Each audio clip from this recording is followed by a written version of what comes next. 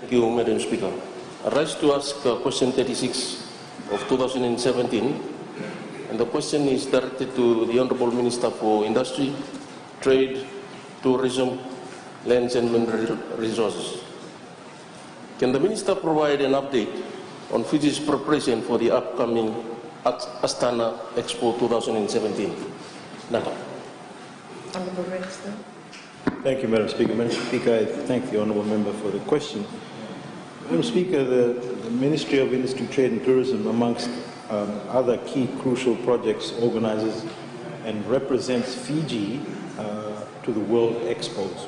And this year, the World Expo will be held in Astana, Kazakhstan, for 3 months, from the 10th of June to the 10th of September. The theme of future energy will be on display during the expo and will include various forums that will discuss that particular theme. As Speaker, Fiji's participation was endorsed by Cabinet on the 27th of October 2015, and as per the Cabinet endorsement, a national coordinating committee has been established to prepare for Fiji's participation at the 2017 Astana Expo. The committee comprises of relevant representatives from the Office of the Prime Minister, the Department of Energy, Investment Fiji, Tourism Fiji, Ministry of Foreign Affairs, and co-opted organizations such as the Fiji Electricity Authority and the Fiji Arts Council.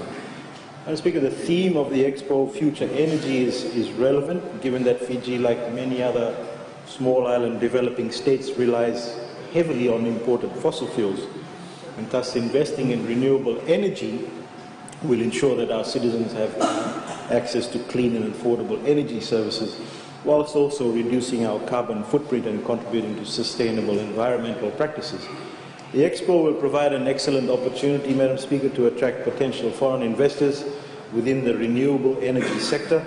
And Madam Speaker, we will participate at the Astana Expo to promote Destination Fiji for investment, and particularly promoting, as I said earlier, the energy sector and also trade and tourism. Fiji's participation will carry forward the overall vision set by the Honourable Prime Minister to move Fiji to 100% renewable energy by 2030 for all electricity needs by harnessing power of water and solar to meet the current and future needs. In addition, Madam Speaker, amongst the other financial assistance and support provided to participating countries, the government of Kazakhstan allocated US $100,000 to the Fijian government to undertake research and in the sphere of alternative and green energy. The Ministry has undertaken a transparent tender process to select a credible company to undertake research in the area of mapping solar and wind energy for Fiji, and the research project will complete in June 2017 and the report will be forwarded to the Ministry.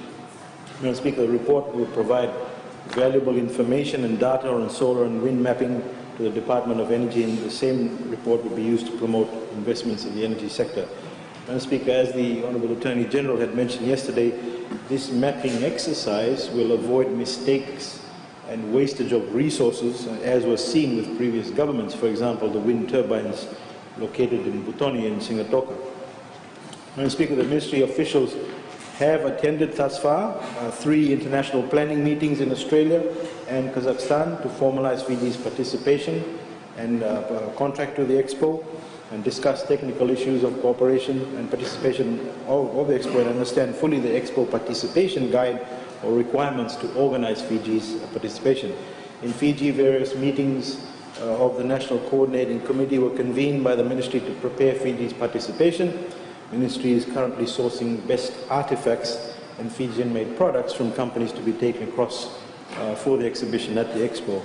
Madam Speaker, in order to give participating countries maximum exposure, a day is allocated to each participating country for their National Day. Their National Day will allow for countries to promote their nation's culture and profile for their country. And the National Day for Fiji at the Expo has been scheduled for the 16th of August 2017. The Honourable Prime Minister will lead the Fijian delegation to the celebration of Fiji's National Day at the Expo. The delegation to the National Day will include representation from key agencies and traditional Fijian performers who will be accompanying the Honourable Prime Minister to promote Fiji exclusively. Madam Speaker, I thank the Honourable Member for the question. Thank you. Honourable William Nawako. Thank you, Madam Speaker. Madam Speaker, I wonder if before going to Astana and you talking about green energy, would the government of Fiji already have plans and locations of the potential sites for investors to consider, i.e., the example in Navutu, that has been a successful model. Would you be carrying with you some of that stuff, already identifying the region, the cost?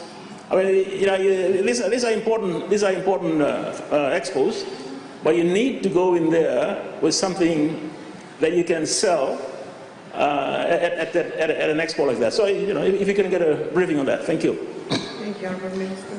Thank you, Madam Speaker. I thank the Honourable Member for his question, and it's quite a good one. Madam Speaker, just so everybody understands, with respect to any investments that come into the country, whether it's for renewable energy or any other purpose, Investment Fiji is the first stop for everybody. Investment Fiji really does profile all the different areas that require investment. So if there are areas, let's say, for example, Tunimosi would be aware of this, there's an area there with respect to maybe hydro that can be developed.